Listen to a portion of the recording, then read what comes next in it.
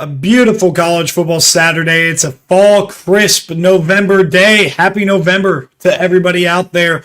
I'm not participating in any no shave November this year, as you can tell. I mean, I'm going to be trying to touch that up a little bit. So we're not doing any sort of traditions like that other than watching college football every day that we can in November. And it's going to be incredible. Today is going to be a great day. All these people talking about how disappointing this Saturday is. I'm over here like, how dare you? Still going to be chaotic. Does Florida have a chance to upset Georgia? Will Penn State give Ohio State, the number one team in the country, some problems?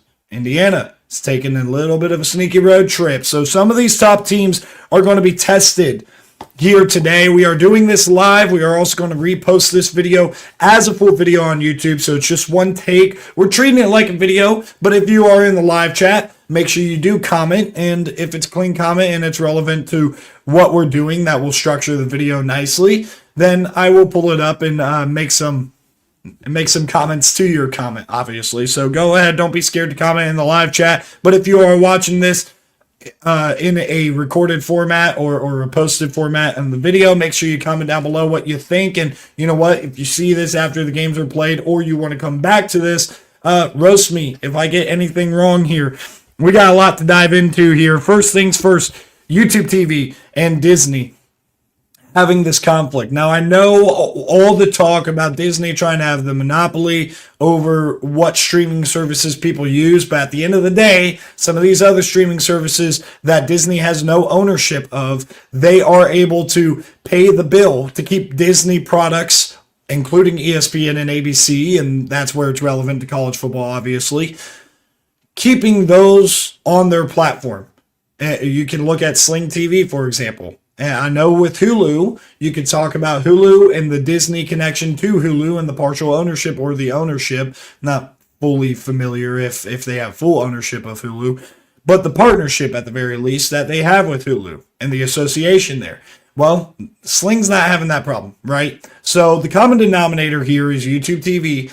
They have had problems with Fox in the past. They have had problems with CBS. They have held NFL Week 1 over NFL fans, and now they're holding it over college fans here today. I remember conflicts that ESPN has had in the past for sure, going all the way back to when my family started using YouTube TV. It started as a free trial because ESPN was doing this with other networks and other streaming services. So or other cable, I guess, at the time, because that would have been, the 2016, maybe the 2018 national championship. It was Clemson, Alabama. I think that was the Trevor Lawrence going off game and beating the crap out of Alabama. So, all I'm going to say, common denominator is YouTube TV. They should figure it out for their customers. They have people paying them for their streaming services, and I hope they figure it out by noon today. So that way, I don't have to bounce back and forth between streaming services throughout the day. It's a minor inconvenience for me, but for a lot of people, YouTube TV is their only option. And that would really suck for those people if they cannot watch these games today because of all of the greed that's coming from big corporations. And hopefully it works out for everybody and everybody can watch their football. That's all I wanted to do to touch on that. I made a 60-second TikTok on it as well. We got some big games, and going into the week, this is kind of the projection that we had for the playoff, and you can take out that number 12 seed. This is already a broken projection, and we get our first rankings from the college football playoff poll on Tuesday. You can take out Tulane.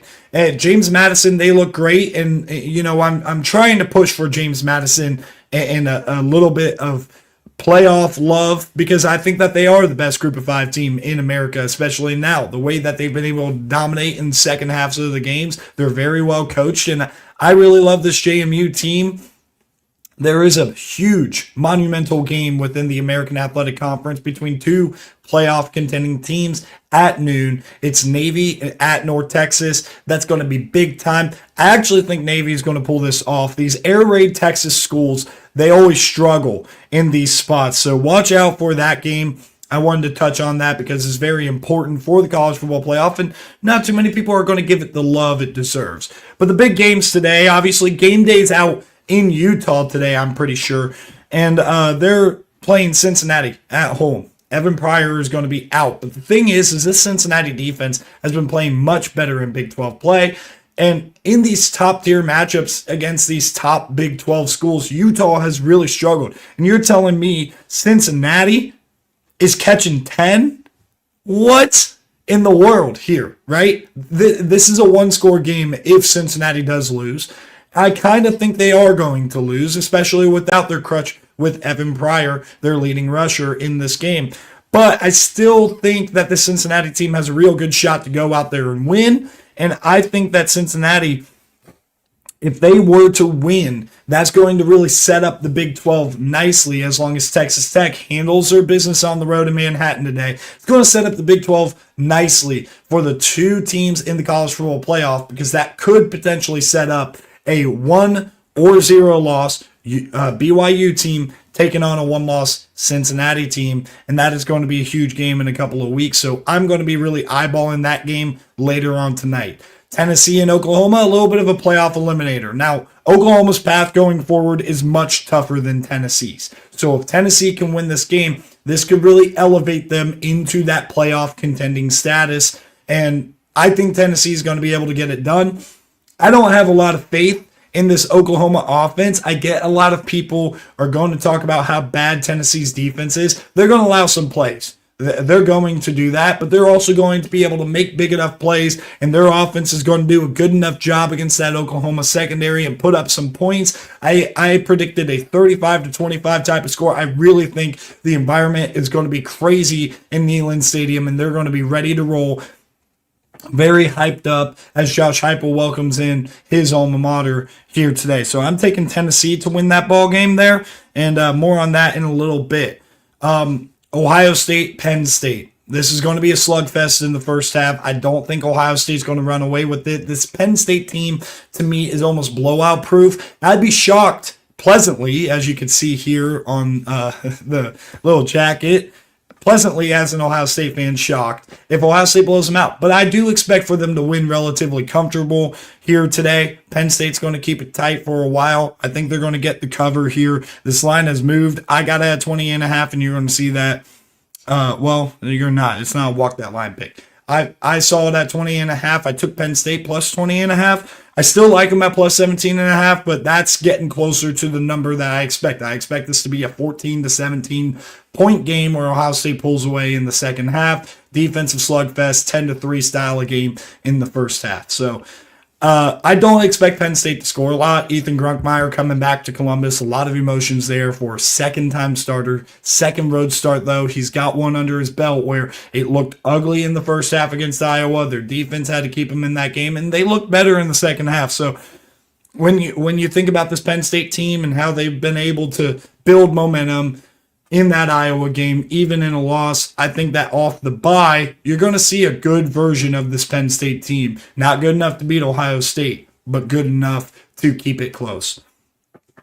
The other big game here today, Florida, Georgia. We get this last game for the next couple of years in Jacksonville. It's going to be an electric environment. I expect for Florida to keep it close. I think Florida's going to keep it tight. They might be live to win this game. There's a little bit of a theory that I have, and it applies to LSU as well, next week against Alabama, and more on that next week. There is going to be a bump for some of these teams with a new play caller and a new head coach, because there's going to be some stuff that teams do not see on film that they're going to be able to show, especially off a bye week. And that's why Florida did what they did off a win against Mississippi State, because it was going into a bye week leading up to Georgia. They're getting the changeup that they need, and I expect for DJ Lagway in this offense to be able to perform against a suspect defense that Georgia has. I think Georgia's going to outscore them and win in a very, very tight game, dramatic fashion probably. But I think Florida definitely easily could pull off the upset. The upset I am circling here today. SMU is hosting Miami and Dallas. This is the first time Miami's moving out of the state of Florida. And you're talking about Miami over here not playing good football the last couple of weeks. Losing in a 4-interception game for Carson Beck.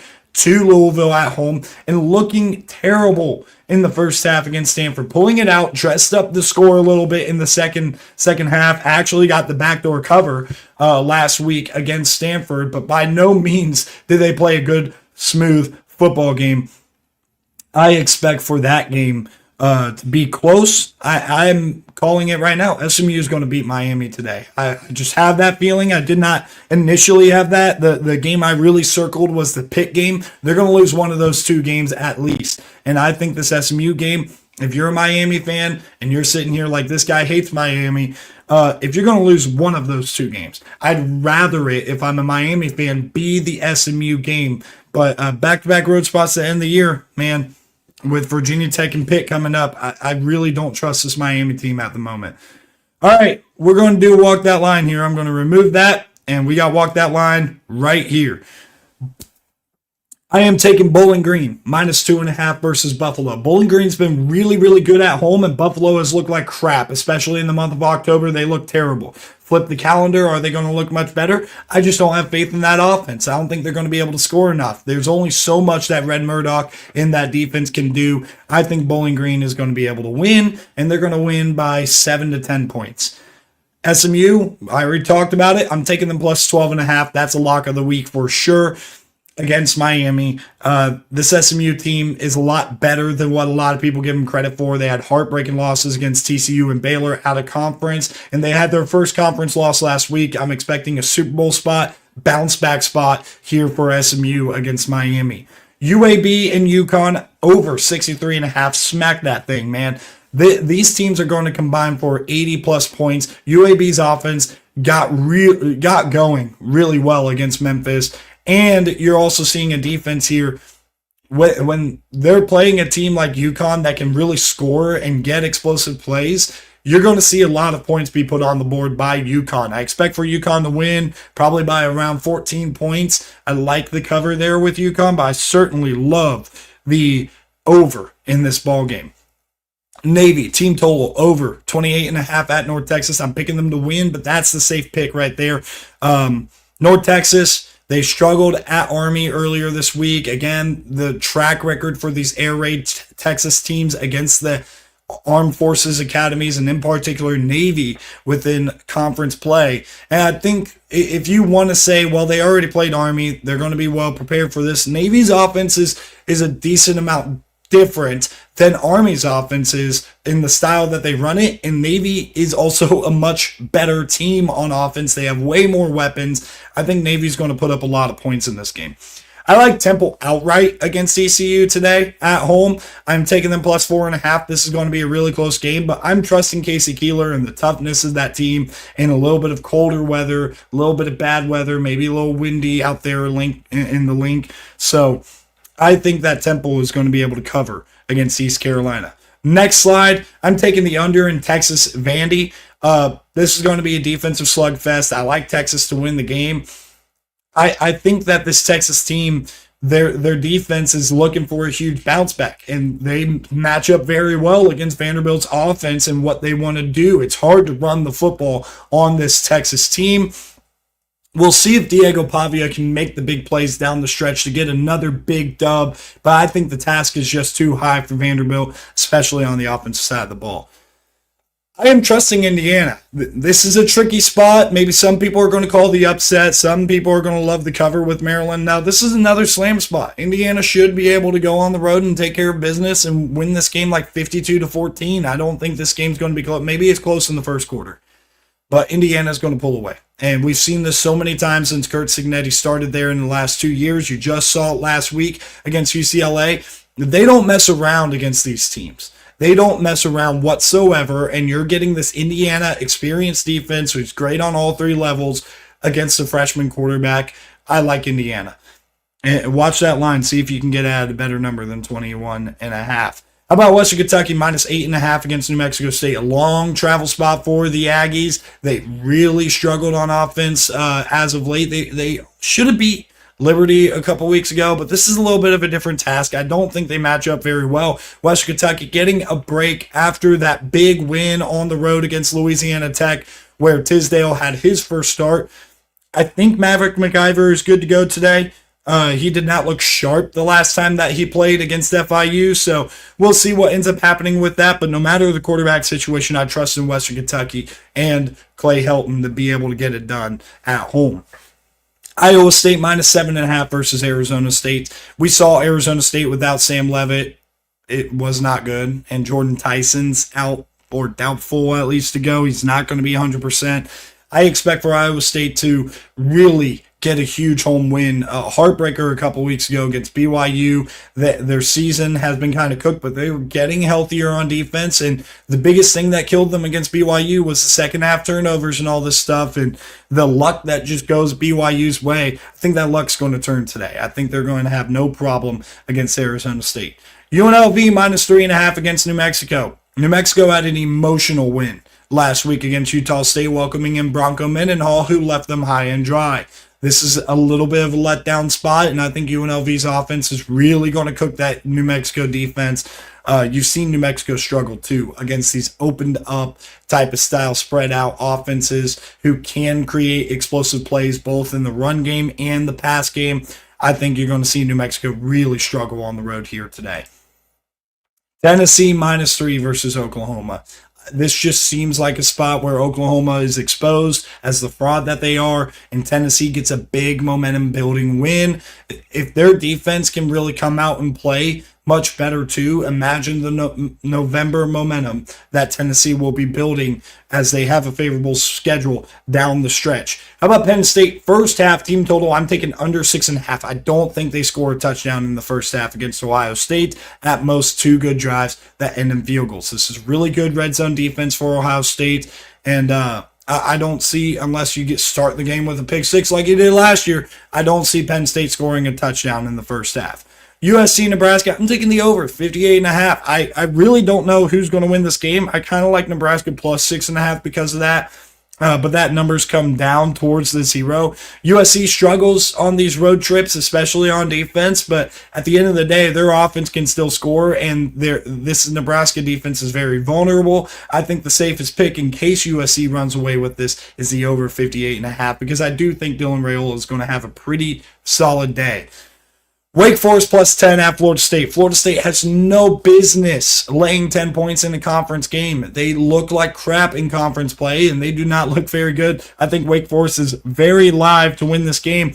They've built a lot of momentum, and they're a much better team than what Vegas values, the Wake Forest team and Deeks, and they're well coached too. Jake Dicker keeps his teams alive in these games. I expect for them to have a great defensive game plan the same way they did against SMU a week ago, and I think this offense could create some explosives as well against this Florida State defense. And then finally, the final lock, Evan Pryor out.